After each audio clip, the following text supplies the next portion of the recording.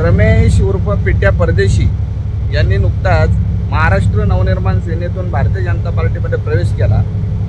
हा प्रवेश करत असताना त्यांनी बरीच वैचारिकता सांगण्याचा प्रयत्न केला आहे। खरं तर आपण ज्या पक्षामध्ये किंवा एखाद्या विशिष्ट संघटनेत काम करत असतो त्यावेळी आपली बांधिलकी त्या पक्षाशी किंवा त्या संघटनेशी, त्या संघटनेच्या विचारांशी आणि नेतृत्वाशी असली पाहिजे। परंतु एखाद्या एक पक्षात किंवा संघटनेत शरीराने राहायचं आणि वैचारिक बांधिलकी दुसऱ्याकडे दाखवायची, याला वैचारिक भ्रष्टाचार असं म्हणतात आणि तो पिट्याबाईने करू नये।